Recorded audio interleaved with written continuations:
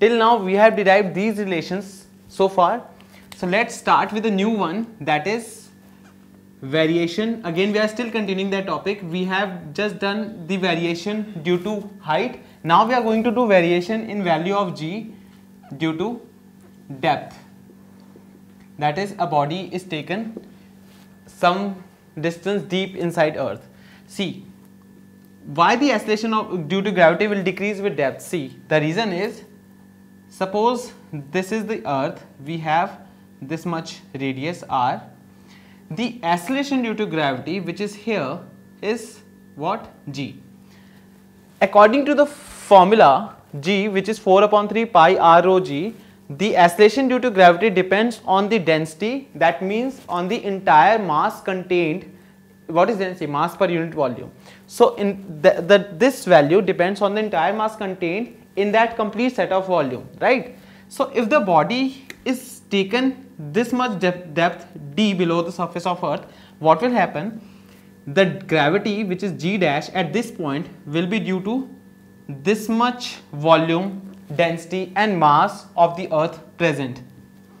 So the point is, only this much mass and volume will participate in the value of g dash, whereas this rest won't, and this of mass and volume density will participate for the value of acceleration due to gravity on the surface. That is the entire thing. So we cannot use this formula because here mass and radius are constant. I am going to use this formula. G is equal to what? 4 upon 3 pi r rho g, right? This g is capital G. So g dash will become at this much depth. G dash is due to this sphere of radius. What is the radius now? The radius is the entire r minus d.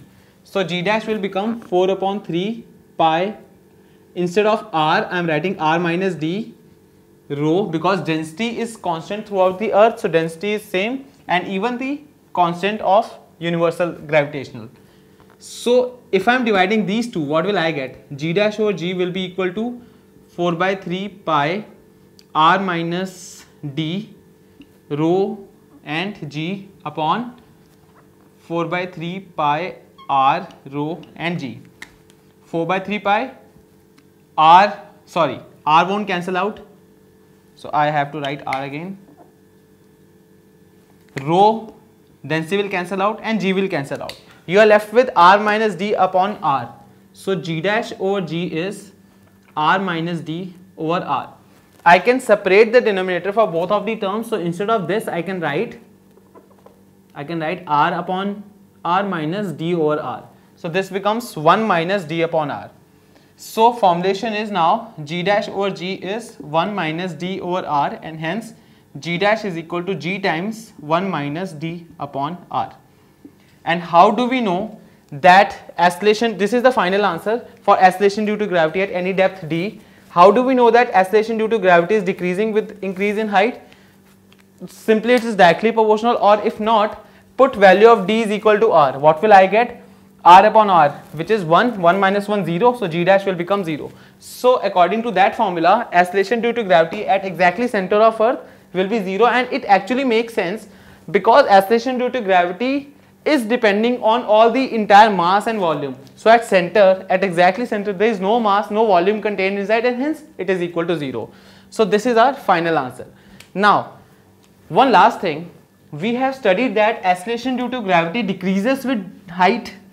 We have also studied that, we just studied it now, that acceleration due to gravity also decreases with depth. Okay. So what will be the value of acceleration due to gravity at surface, and where will it be maximum? So I'll just write it down, the new formula for this one. This one is for g dash, which is depth, and the formula is g 1 minus d upon r. At surface,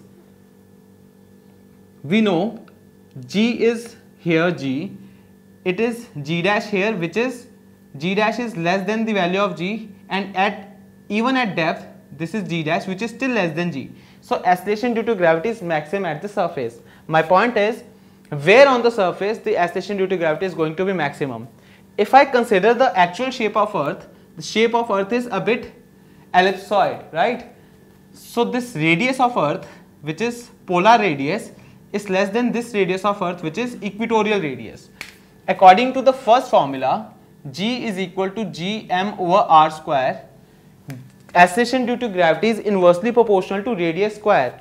So at this point, this is acceleration due to gravity at poles and this is acceleration due to gravity at equator. So where will it be maximum? The value will be maximum where we'll have the lesser value of r, which is poles. So acceleration due to gravity at poles is greater than acceleration due to gravity at equator, and hence you can deduce the following statement that acceleration due to gravity first of all decreases with height, it also decreases with depth, and it is maximum on the surface, and even on the surface it is maximum at poles and not on the equator. So acceleration due to gravity at poles is greater than acceleration due to gravity at equator. These are the following variations of acceleration due to gravity.